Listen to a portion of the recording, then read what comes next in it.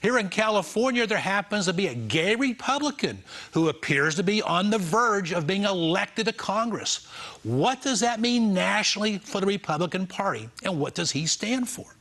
Joining me in studio is the candidate himself, Carl DeMaio. Carl, good to see you. Thanks for having me on. So what does that mean nationally, if anything? You're an openly gay candidate. I believe have only been three Republican congressional members of Congress who have been gay in the past. I actually think they're probably still gay, but go ahead. Oh, I mean, have been elected in the past. All right, yeah. So you do some stand-up humor. I try. What does that mean to you, the significance of your... Look, I understand that it may be an oddity or something that's unique that some see in my candidacy, the fact that I'm gay. But I think that the most unique thing about my candidacy is that I'm actually running on a tremendous record of getting major reform done in government. You don't see politicians able to get things done. Right. You don't see a whole lot of government reform happening. And in fact, what you're seeing is the growth of government, the growth of big regulations that are stifling our businesses and taking our freedom away. But in San Diego, California, I was elected to the city council at a time when the city was on the brink of bankruptcy. And everyone was saying, raise taxes, cut services, that's the only way forward. And I said, baloney. Taxpayers are already giving more than enough money to their elected leaders locally. The problem is how we're spending the money, the wastefulness, the pensions that were being paid out. And what I did was I put together a recovery plan that was able to balance the budget without tax increases and actually found money to restore some of the core services like road repairs and after-school programs. We did it by looking at common sense ideas, standing our ground, and in fact, to stand our ground, we had to take on the Republican Party first because they were squishes. They helped vote for some of the wasteful spending. They approved a lot of these big bloated government pension deals that allowed city employees in some cases to retire in pensions that were higher than their highest salary. And so I said, look, the Republican Party can't be sweeping these issues under the rug.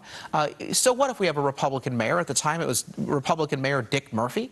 I was one of the first to call on him to resign because I didn't feel that he was providing proper, principled leadership for the city. Now, I had Republican Party leaders come to me, and they said, be quiet. Right. He's a Republican. You can't criticize him. And I said, excuse me, when he actually starts standing on our principles, then he'll get my support. But he is colluding with a lot of the government union bosses who are bankrupting this city. He's denying facts that we all know, and he refuses to lead. So we had to take on the party first. Let me interject here. I should point out to our viewers, you were running against a Democratic incumbent, congressman. First-term incumbent. First-term, and you lead in the polls currently. You're up over 50% in the polls. Correct. The only challenger in America, as I understand, who is up over 50% in the polls.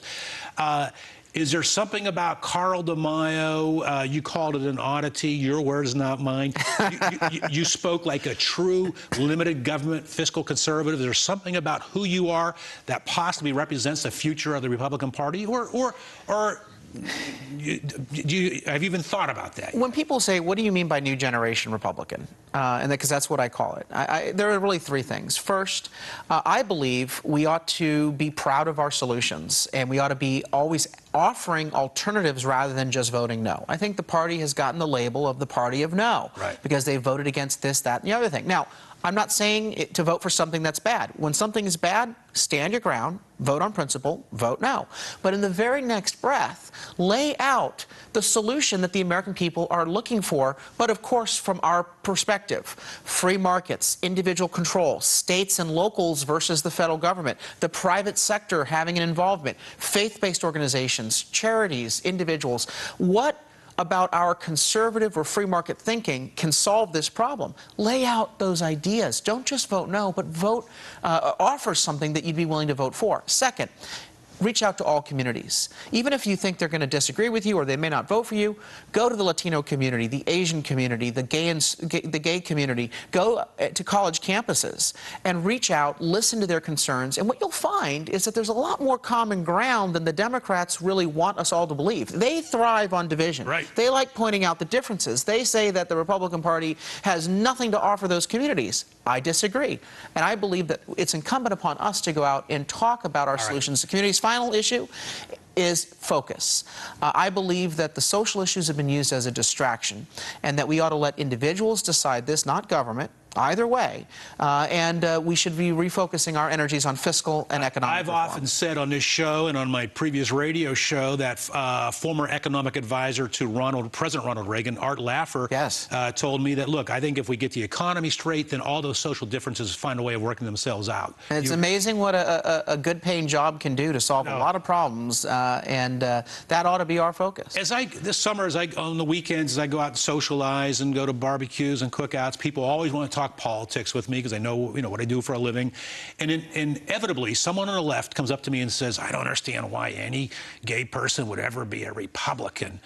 And I hear that all the time, and what's the answer to that? I'm more than just that one aspect of my life. I'm not... How did you become a Republican?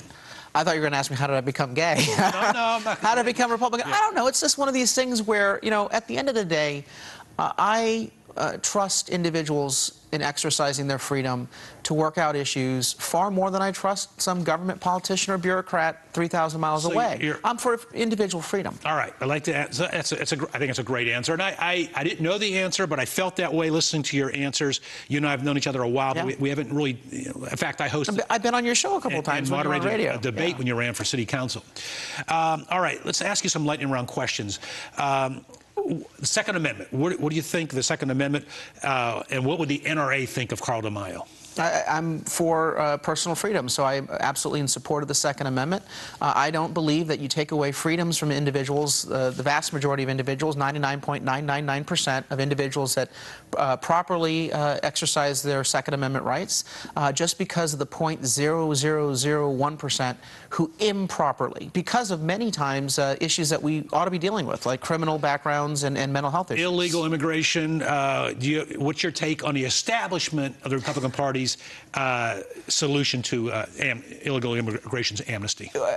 The immigration issue has to start with securing the border. That's the only way that we're going to really create the foundation to deal with the issue. What about those here currently illegally? Well, if you don't secure the border today, you're going to have another 11 million illegals in a decade. So it has to start with border security, but then you have to look at enforcing the law. Let's go after some of the businesses that are improperly employing these individuals. Let's issue some fines. Let's expand E-Verify for businesses. And then let's also take a look at ways that we can bring individuals into compliance. Term limit for elected officials.